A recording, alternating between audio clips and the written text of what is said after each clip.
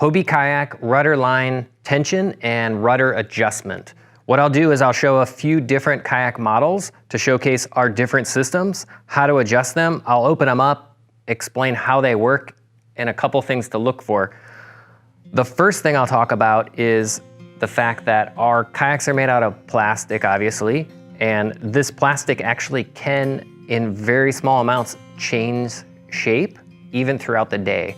So if it's really, really cold in the morning, or if you set up your rudder just perfect, but you did it, let's say in the winter in your garage, somewhere where it's quite cold, from that temperature all the way to mid-hot summer day, the plastic, when it gets warmer, can actually increase in size just a little bit, and that can actually create extra tension in your rudder line.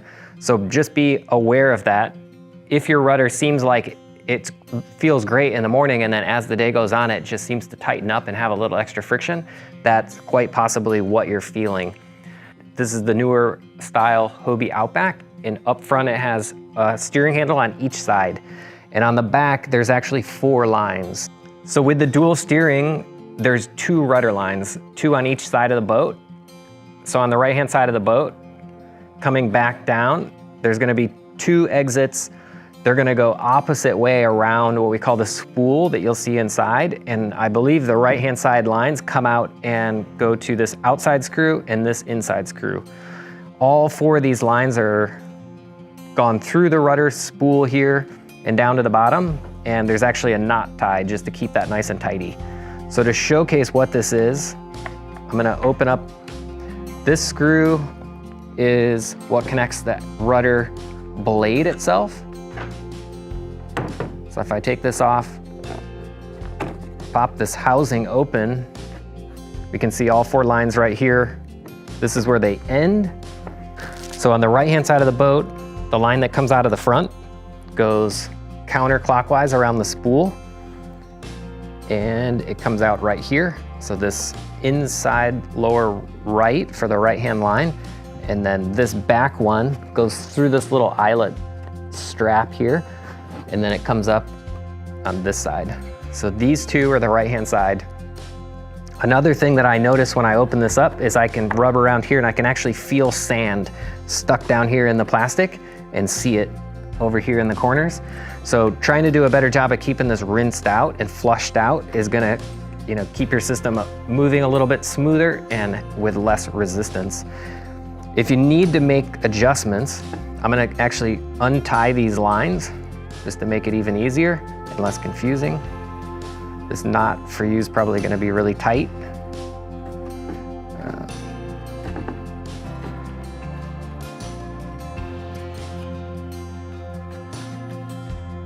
Pull these all out.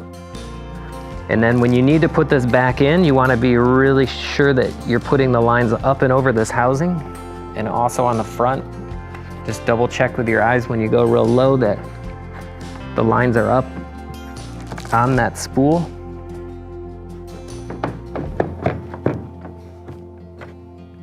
Now that we know what it looks like, I'm gonna close this up for now.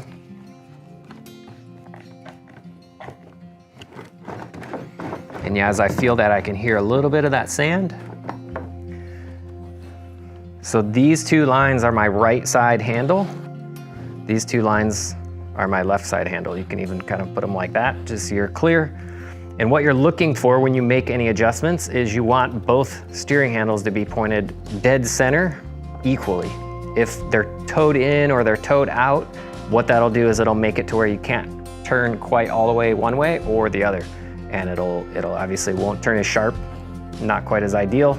So if we need to make any adjustments, I'll take my Phillips screw and I'll start by loosening these stainless screws, and I'm just gonna do a few threads.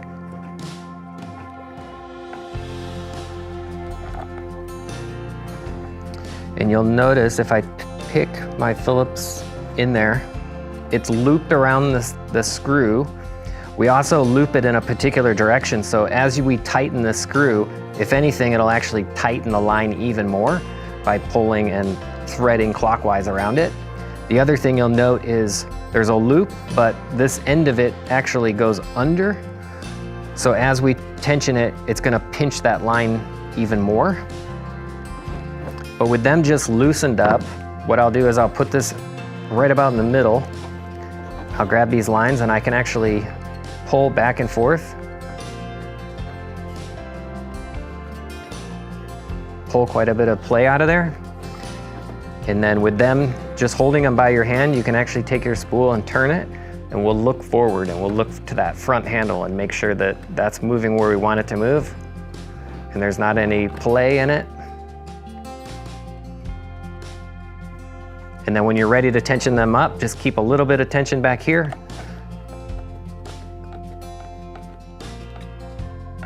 Tighten these back up.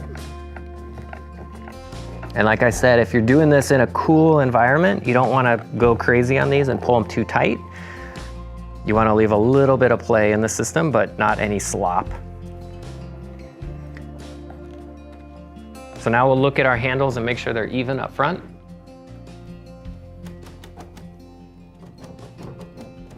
Feel both your handles, make sure they move, take a look back at your rudder.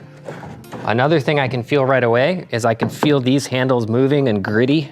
And I suspect, and I can see a little bit down inside there, I can see sand. So the same thing, when we're done with this boat, we'll just try to do a better job of rinsing these out, making sure that that's nice and clear. That'll help your rudder move even more freely. So once we've played around, we're happy that the handles are both pointing the same direction. We want to make sure all these are snugged up. And again, this is stainless steel, small threads going into a glass reinforced nylon. So we'll snug them, but don't go too tight because you can strip them. Once we're satisfied, these 4 lines, we can do what we did before and feed them down through there and then even knot them. And to do that, we're gonna have to open this. After we do that, we want to make sure we double check. The other thing is we'll open the Pro Angler later and you can see that what we do on that boat is we'll actually just tie the lines together. But there's a cover plate that makes that a prettier system. So the choice is up to you. I'm gonna go ahead and put them back where they were.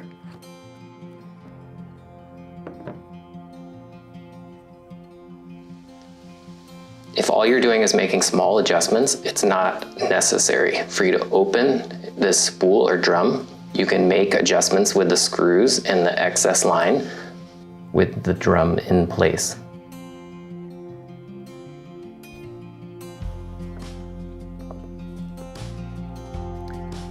This is the Mirage Compass. This setup is gonna be actually very similar to the majority of our kayak models. So older Outbacks, all the Revolutions, the Sport, even the Adventure Island and Tandem Island, those boats are gonna be a little different because their rudders are mounted off the back of the transom, but it's a similar setup. This boat has 1 steering handle up front and it comes back. So there's gonna be 2 steering lines that come out.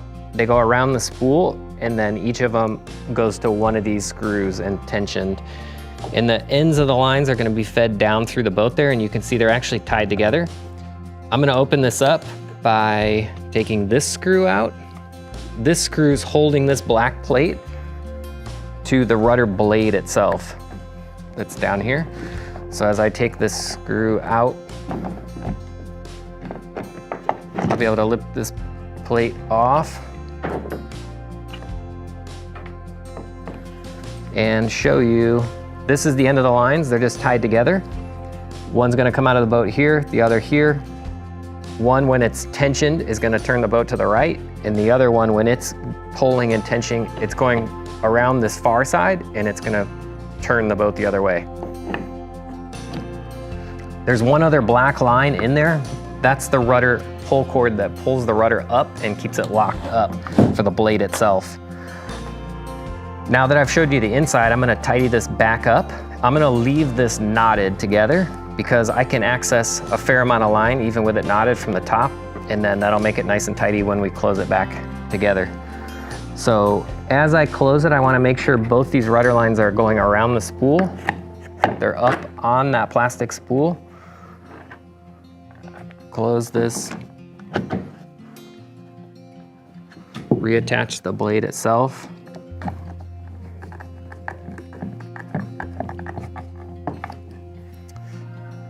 And now to make adjustments, all I need to do, reach down here, point my rudder blade straight forward and make sure my steering handle is dead center. And if it's not, and I need to make adjustments, I'll loosen these. You can do one at a time or you can do them together. Just kind of take a few turns of the thread off of there.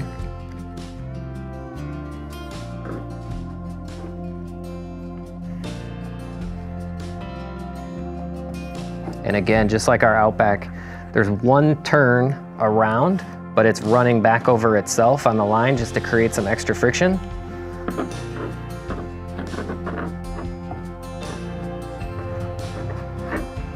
I'll tidy both these lines up. Turn this spool, make sure my rudder's dead center. Can go all the way one way, all the way the other.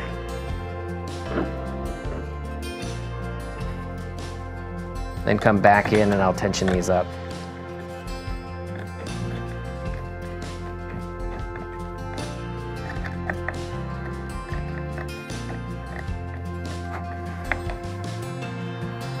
Now with them tight, do the same thing, just double check. Now that you understand how the compass rudder works, if all you need to do is make small adjustments, you can lock the rudder in the up position, forcing the rudder to point straight forward, loosen your screws and make small adjustments to aim your steering handle forward to match the rudder. All right, moving over to the Pro Angler, you can see it has this plate that's hiding the rudder. So we'll take these 4 screws out. These 2 in the back are actually kind of more of like a wood thread, aggressively gone right into the plastic. And then these are gone into a brass insert, so they're machine screws.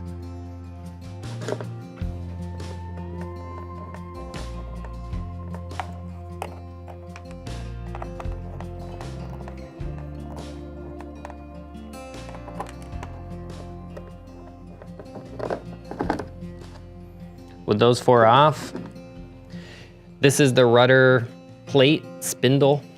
There's probably a better name for it, but I can reach underneath, grab the rudder and turn this. There's 4 lines. There's a spectra that goes to the right-hand side of the boat. That actually comes across and goes to this screw. This is the left-hand steering handle on the left-hand side of the boat. It comes across onto this one. This black line is to pull the rudder up and lock it up. And then this black line pulls and locks the skeg up. The lines are tied together just from the factory, but with them loose like this, with your rudder pointing straight forward, what you want is you want both handles to be pointing straight forward as well. And you can move this and you can see what's happening up front. So with each Pro Angler, there's an extra variable. There's this BOA system, and this tensions the rudder line. There is a line that goes from this left handle down across to that right to tie the whole system together. And this rudder line is gonna tension that. So as I tension this, you can actually see I'm over tensioning it way too much, but you can see they start to actually toe out. So they're both turning away from center. And then with it that tight, you're not actually gonna be able to turn. If you pull on the BOA, loosen it, and then push it together, you can see I have, much less friction in my steering system. So once you understand where the BOA is and how it can make adjustments, if you still have an issue, if your rudders are, the 2 handles are towed in or towed out, and you still need to make adjustments, we'll move back to the back of the boat. So back here, if you do need to make any adjustments, a little Phillips head screwdriver, loosen up these screws. And one thing you'll note, instead of just 1 wrap of the line on here, on this Pro Angler, there's actually 2 total wraps. So even by pulling this, you'll probably struggle to actually pull much thread out of there. So you might have to take this all the way out and take 1 wrap out, make your adjustments, and then, without moving the system, loosen these screws up a little bit. You can put that 2nd wrap on there if you'd like.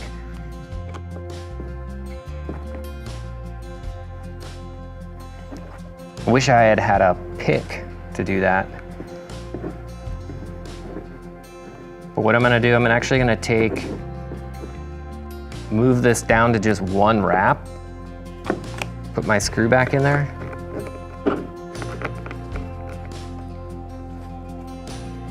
align my rudder just perfect, check up here on my handles, any adjustments I need to make, and then if I want to, I can go back, put another loop on that.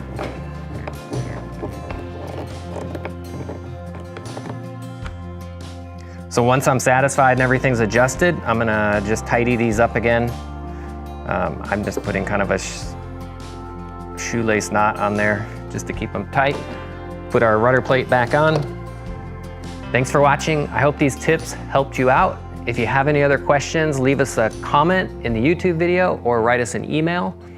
And for other tips on your kayak, how to use it, how to adjust it, you can go to hobie.com, product support, look at your model kayak, and there should be other videos and diagrams and things in there. If you have anything that you're not finding, write us an email and we'll try to make a video covering those questions. Thanks again.